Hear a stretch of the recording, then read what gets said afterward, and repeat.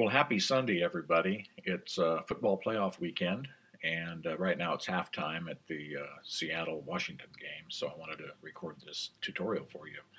Um, I want to stay with free apps for a while. I know I've spent a lot of money on iPhone apps for photography, and um, there's an awful lot of free ones out there too, although these days the free ones are leaning more towards being kind of a light version of a full featured software.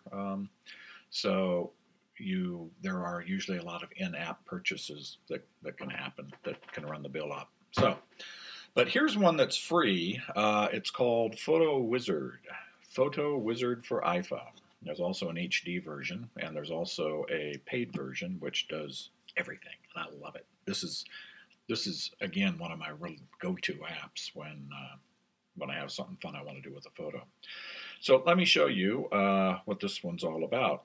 This is the free version. Okay, so I downloaded the free version to show you what that'll do today. Let's open a photo here.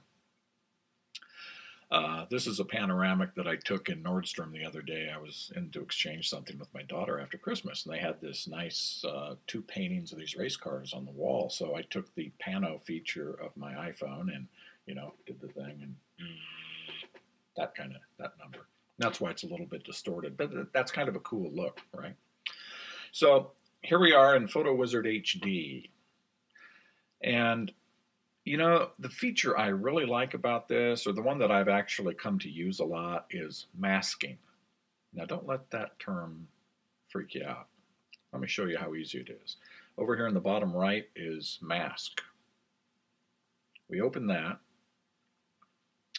and then up in the upper right-hand corner, see the gear? We'll hit that, and it brings up the different tools. There's an eraser and kind of a magic wand and all those stripy things, and then this brush and a lasso, so you can create different shapes with your masking. I usually just use the brush, so let's hit the brush, and then we can change the size of it here, how big a brush we want, and then the smoothness of it, whether we want it to have a hard edge or a kind of a soft, fuzzier edge.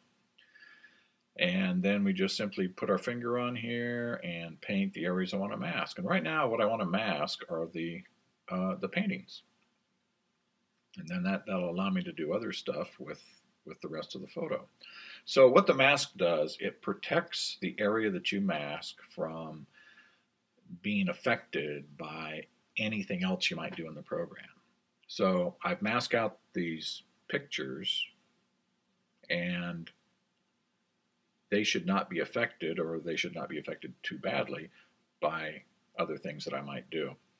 If you go over the edges of what you want to mask, don't worry about it. You can clean them up if you want. You just go back to your tools, maybe pick the eraser, and go in here and kind of erase, clean up the edges, only if you want to. And then when you're done masking, see that little fuzzy white dot next to the gear right here? That smooths out any masking you've done.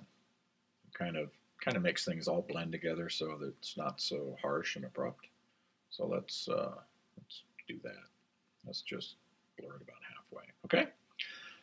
Now we can do anything we want to this photo, and so it's, what can you imagine doing to this?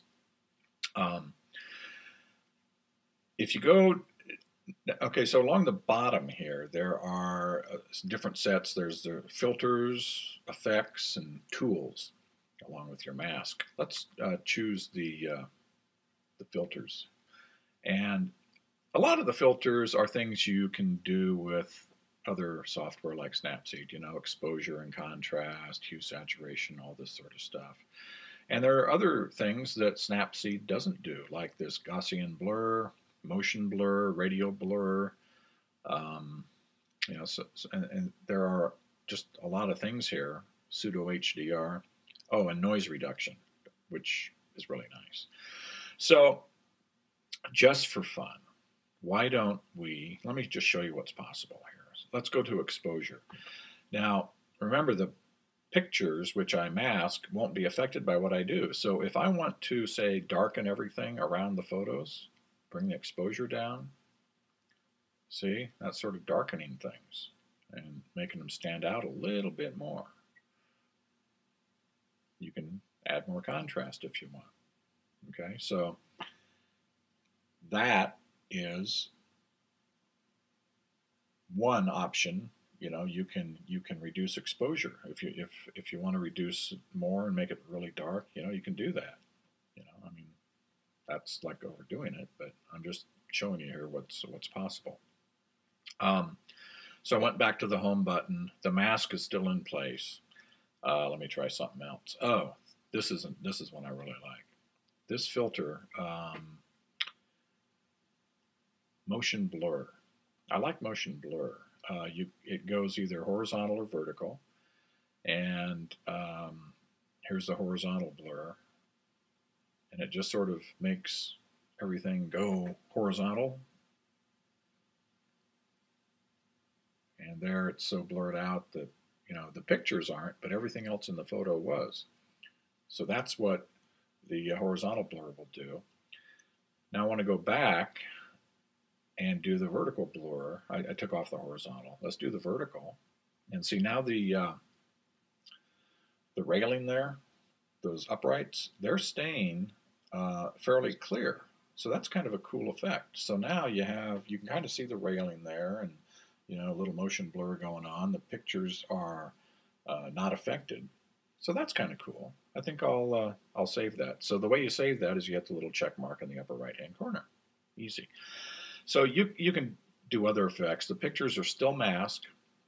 If you want to unmask them, you can do that. You just go into mask and bring up the eraser tool, like here, and then you go in and erase that. But I'm going to leave it in place because one of my favorite things to do is with these programs that have a randomized feature, to where you just hit a button and it's like at Google, where you go and you search for something and then you hit the "I'm feeling lucky" button. It's kind of like that. It just brings in different effects that the program is capable of doing, and it just brings them in random amounts, and you never know what you're going to get.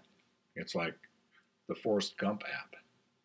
So knowing that, and I come up with a lot of effects, and the reason this is cool is because you end up with photos that don't look like anything you'd ever try, because it's it's so random you probably wouldn't think of a lot of things. So there's one effect. Hit it again. See what happens. So that adds a border and some colorization around it. That's kind of cool.